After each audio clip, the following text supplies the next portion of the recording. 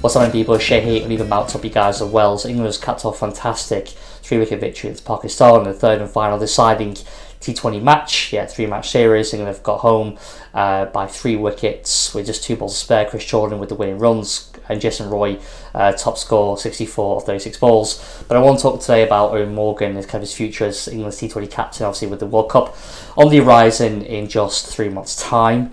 First T20 World Cup for 5 years. Can you believe that? But anyway, let's get into it. Obviously, I did a live stream a little while ago with my good friend John about maybe Eoin Morgan's time possibly being up as England's white ball captain. Now, obviously, if I look at the returns from Eoin Morgan over the past kind of 12 months, they are definitely dwindling, especially this year. It's been a bad year for a couple of key batsmen. We feel a key batsman in the current side. But actually, going to Eoin Morgan quickly, his real stats. So since last year against Pakistan a year ago now, 3 innings, 90 runs, averaging 30, striking at 187. Against Australia, 2 innings, 12 runs, averaging 6, striking at 133. Against South Africa a few months ago now, the away tour, 2 innings, 38 runs, averaging 38, striking at 140. And that's where it really tails off. Obviously for this year, obviously we had the 5-match series against India away. He batted 3 times, 33 runs, averaging 11, 110 strike rate. Against Sri Lanka just a few weeks ago now, batted twice, 12 runs, averaging 6, striking 109. And against Pakistan, obviously it's not updated here, but I've got the stats up here more updated since the game's finished about an hour ago. Obviously batted twice, 37 runs, averaging 18.5, striking at 137. Sometimes you see stats. This is why we say stats for brats. I read these stats out really because I know a lot of people like to hear this stuff, but the reality is you can manipulate stats all you want. You look today his innings, and really he should have took them home. He scored 21 of 12 balls. He got out just near the end there. He really should have took England home as captain. Eoin Morgan used to be, when he came onto the scene in 2009, it was very much a maverick player. I felt it was a new Kevin Peterson. 23 years old, young raw batsman, had all the shots in the box. Very much a 360 player. Before the likes of a Josh Buttler came into the mix, and I really thought he could be the guy to back up Peterson, and he's just not a guy anymore. I mean, I appreciate someone 35 years old. Obviously, those joints are a bit more tender. It takes a bit hard, a bit hard to get up in the morning. His body's probably not what it was. Obviously, 12 years. Of course, it's not. Do you know what I mean? But he's not maybe the player he once was, with a kind of fearless attitude. He's captain, obviously. He's probably a little bit nervous about his game. He's as I pointed out, obviously he fully well knows his form's been poor for some time now. And I just think to myself, like, maybe this could be a swan song. This World Cup coming up soon. The fact that he dropped himself from the second match, obviously I think he knew, after Livingstone batted so well in that first game, and obviously it proved right to keep Livingstone on the side for the second match and not and drop himself and not play himself ahead of Livingstone. Obviously Livingstone got the fastest 100 ever by an Englishman in a T20 match, so obviously that was an incredible knock, wasn't it, a few days ago. So yeah, he was obviously right to do that. But I think Morgan, to be fair to him, dropped himself because I think he's looking at a shootout between him, not him, but really Milan and Livingstone potentially. Obviously Ben Stokes going to come back to the side, you think, as well. Sam Curran as well. People in the mix. Moeen Ali's got a few question marks still over his head, even though I'm kind of slightly warming towards Moeen Ali. Dare I say that? But anyway, I am slightly warming to him. I think maybe he's got a place maybe at top 7 potentially. Depending on the wickets that produced in the UAE, but I do think that obviously England have got embarrassments of riches really in that top 7. I think that Milan has flopped hard at a really bad time. I've actually got his stats as well because obviously he's very much part of this because again, I go back to the same kind of time as I mentioned. Morgan, Pakistan 3 matches, 84 runs, averaging 42, strike rate of 125. Australia last summer, this is when he was actually in very good form. 3 matches, 129 runs, averaging 43, striking at 138.71. Against South Africa, 3 matches, 173 runs, averaging 86.5, striking at almost 162. Phenomenal stuff. Against India, he batted all 5 games, 148 runs, averaging 37 at 120. And then against Sri Lanka, a couple of weeks ago, batted 3 times, 87 runs at 29, averaging 29, striking at 129. And then against Pakistan, just got the updated stats. So, yeah, I mean, Milan, 3 matches, 31 runs, averaging 11, striking at 75.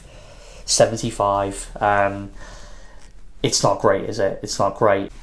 So as it stands, England have just 5 T20s left now between now and the World Cup. So you've got 3 against Bangladesh away, and then you've got a couple against Pakistan and slot in there in I think late October. I think October 25th, 27th.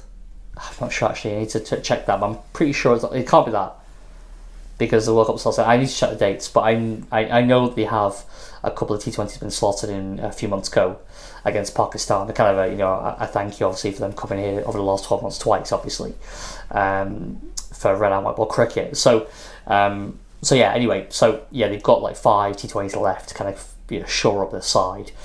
So Milan kind of losing form is just very, very bad timing. Really, he needs to, because I worry about his position. But I just want to concentrate on Morgan for now. I think said Morgan. I think he knows that he plays, but I do believe that I think he knows it's potential borrowed time. Say the way he batted, I just felt to myself, you know what? He's just, as I mentioned before, I thought he was very much he needs to be a 360 player. He's not there anymore. He's not there anymore. He's barely a 180 player.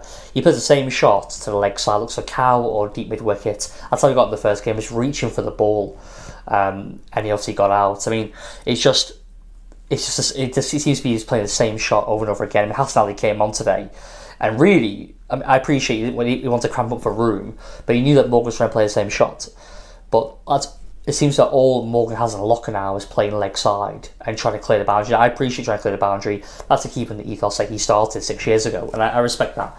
But the reality is, I just don't think Morgan's that good anymore. I don't think, first of all, Owen Morgan's the best 6 T20 batsman in the country. Absolutely not. Like, no way. I think he's very much there as a captain only to a certain extent now. I don't see him anymore as a match winner. A few years ago with Owen Morgan, even a couple of years ago, I saw Owen Morgan as a match winner. I don't see that anymore. I don't see Owen Morgan as a match winner. Even Ben Stokes, with all his kind of issues at T20 level, he's never really excelled, has he, like he has in the other formats.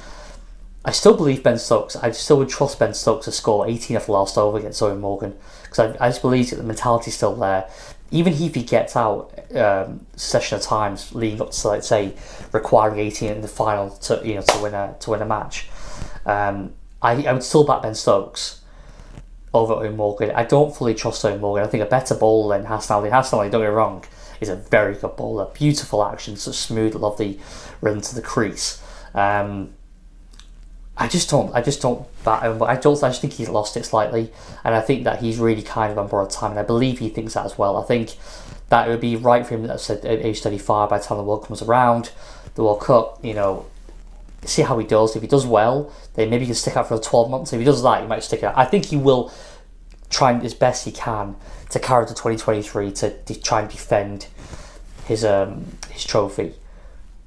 But that he obviously was World Cup winner in 2018. But I think he'll want to defend the World Cup. I really do. I think he'll want to do that because I think that will put down as possibly.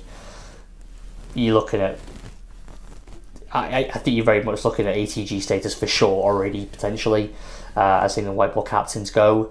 But you might even say TBE if he's able to win a World Cup again with England, but to retain his 50-year World a trophy. I think that he can go down potentially as a TBE, to be honest. But I think he needs to look at the way he's batting now, how he's setting up, and I think people are saying he's a great leader by dropping himself a little bit, in the second match. I get that to a certain extent, people think that, but I think the reality is he's thinking, well, you know what, it's probably between Livingstone and Milan. I need to see more Livingstone, more Milan, because I can't drop Livingstone. Milan's ranked number 1 batsman in the world, even though I think his position is on shaky ground because the way he scratches around and fills around too often, I feel.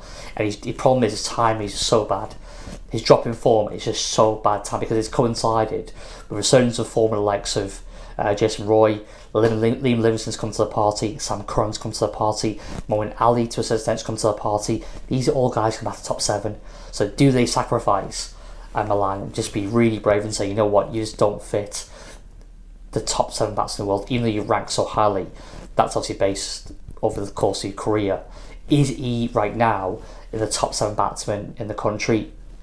Only time will tell. The next 5 T20s are massive, because Stokes will come back, Sam Curran will come back.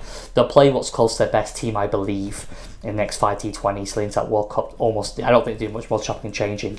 I think this summer was for that against Sri Lanka and Pakistan. But anyway, I do think Eoin Morgan is on borrowed time. I do think he's coming towards the end, and I think this will probably be.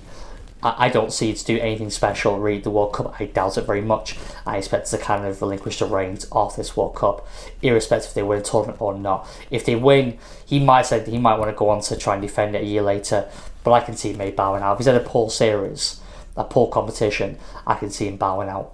If his form is anything like it has been for the past kind of 10 months, then I can see him probably walking, even if they do win the comp, win the trophy, which obviously we hope they do. But anyway, I'll leave it there, guys. Let me know your thoughts. As I always say, like, subscribe, leave me a comment. I'd love a comment. I always say this. Do leave me a comment. Let me know your thoughts on the situation of Morgan and Charles' captaincy. And hopefully I will speak to you and see you on the next one. Alright, cheers, guys.